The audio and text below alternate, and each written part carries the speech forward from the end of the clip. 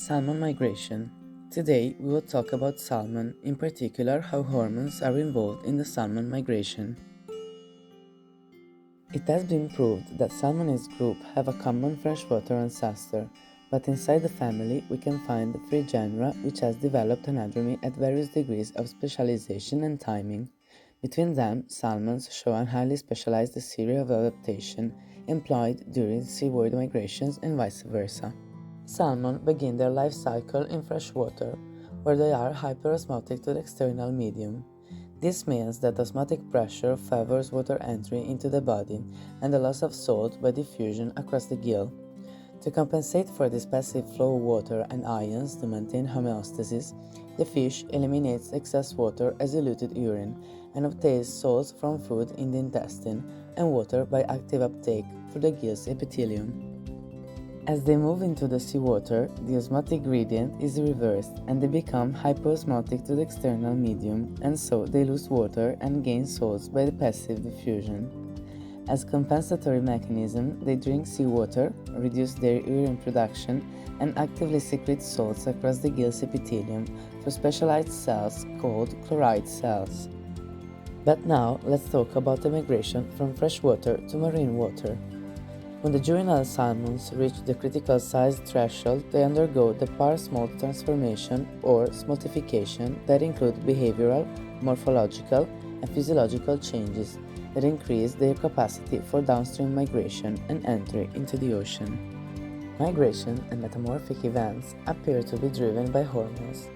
A series of environmental informations, as for instance the photoperiod or animal size, the pituitary stimulates the release of some hormones that interact with the osmoregulatory organs and increase performance in seawater. There are a number of hormonal changes that occur during this transformation, the most significant of which are increases in circulating levels of cortisol, growth hormone, thyroxine, and insulin.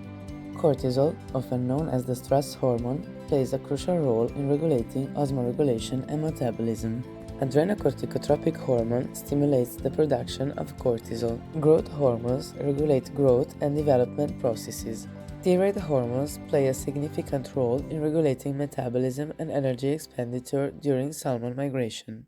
Insulin-like growth factors, especially IGF-1, are a highly conserved group of molecules with a key role in smoltification process. In fact, they mediate GH factors, starting endocrine signaling cascade. The main changes are the increase in number and size of the branchial chloride cells, which are responsible for salt secretion during smolt development thanks to the action of cortisol and growth hormone. The intestine increases the capacity to uptake both water and salt during smolting thanks to the cortisol. The kidney reduces the loss of water thanks to the growth hormones. The body changes into silvery coloration thanks to the thyroid hormones. Now we talk about the migration from seawater to freshwater for reproduction purposes. Salmons have an amazing ability to migrate 1,000 kilometers from open ocean to their natal stream after several years of oceanic feeding migration. The salmon homing migration is closely related to gonadal maturation. Salmon's gonadotropin-releasing hormone exists in various brain regions and plays an important role in salmon homing migration, in particular in the olfactory system. In fact, it has been seen that there is an increased capacity of forming olfactory memory of stream odors during the downstream migration of juvenile salmon. In the preoptic area, the gonadotropin-releasing hormone plays an important role because it mediates the environmental stimulus that triggers the release of gonadotropin, luteinizing hormone, and follicle-stimulating hormone. It induces teratogenesis in the gonads and the final gametes maturation.